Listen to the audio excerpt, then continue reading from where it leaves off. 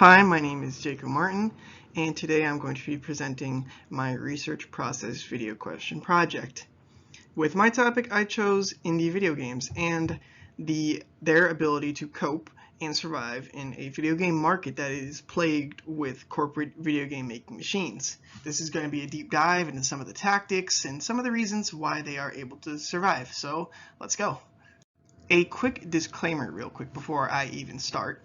The Xbox Series X here on the left and the PS5 here on the right are not going to be included in today's video, and the reason for that is this small blog by Slawa Deisling. Basically, she is a indie video game developer, and she came out with this blog here titled How to Get on Console as Indie. And it can be found on gamasutra.com. And what it does is describe the process for getting an indie video game on one of those two consoles.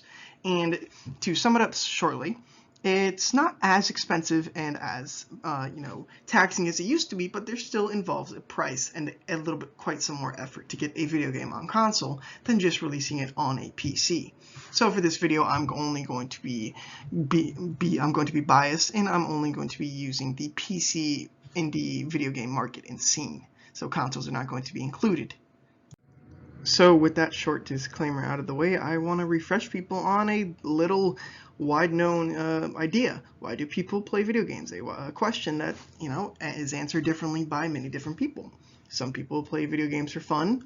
Some people play video games for enjoying the time with their friends. Some people play video games competitively. Some people play video games to relax. What I want to do, though, is show a little excerpt from a TED Talk by a man named Tom Chatfield, and he's a gaming theorist, and this TED Talk was released in 2010, and he explains a little bit more on how video games actually keep us engaged. Now, if we look at what's going on in someone's head when they are being engaged, two quite different processes are occurring. On the one hand, there's the wanting processes. This is a bit like ambition and drive. I'm going to do that, I'm going to work hard.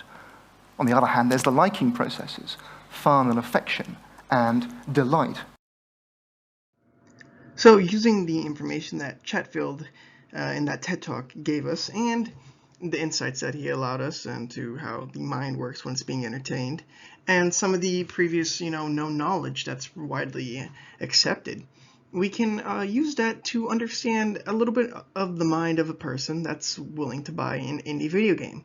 I myself play lots of indie video games on PC.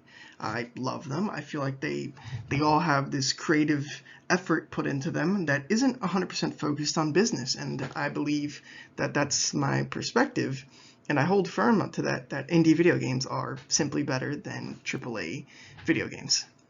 So understanding that reasoning for why people play video games, we can jump into the first reason as to how indie video games are surviving. And that is because they are cheaper on average.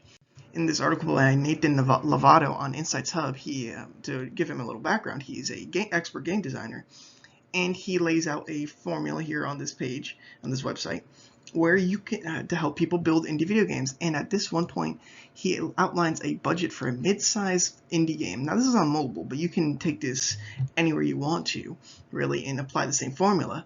And for a mid-sized indie game, he estimates $100,000 to $500,000. This is an expert game designer. An article on Kotaku.com by Super Anelshin called "How Much Does It Cost to Make a Big Video Game?"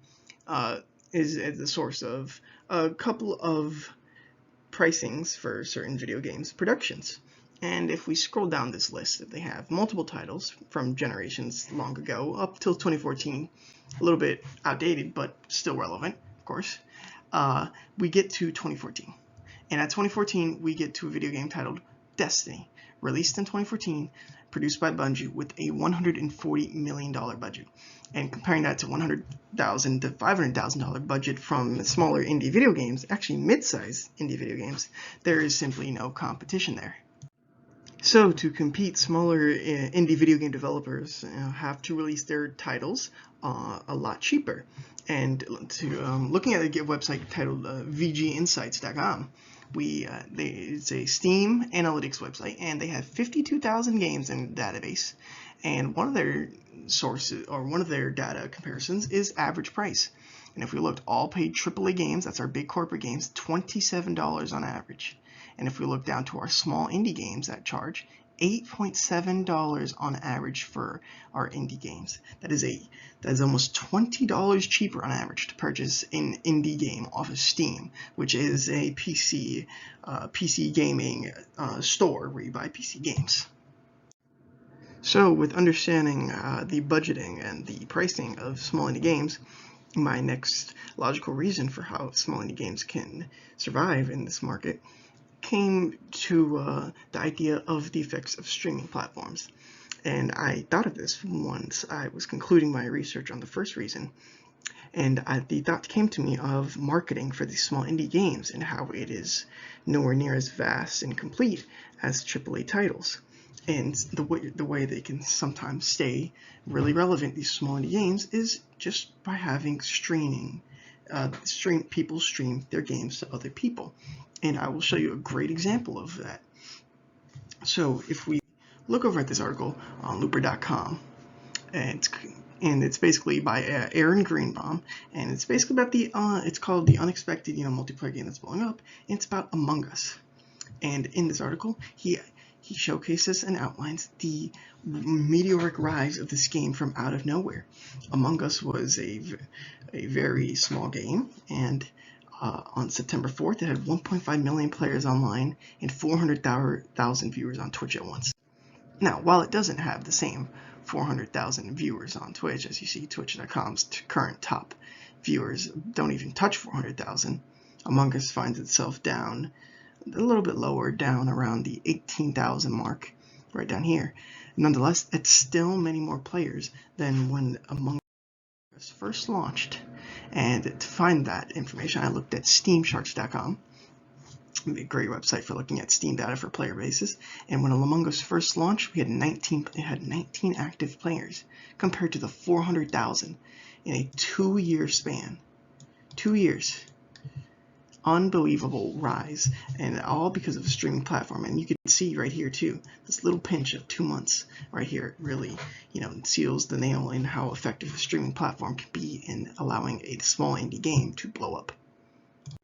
And my third and final reason as to why I believe indie games are surviving really well is another extension of my previous reason, my second reason, in fact. After this is following my train of research process and thought, after learning of the market, of the virality of a game like Among Us, and other games in the past, of course, my logic then became, how do these games sustain themselves once they reach this rise? They don't have as much money to develop, and they don't have as many people working on the game. So this is where my next thought came in: the communities that help build these games and make them even bigger, because through means of modding, which is a user applying their own touch to the game, through means of sharing things they like about the game in forums and communities.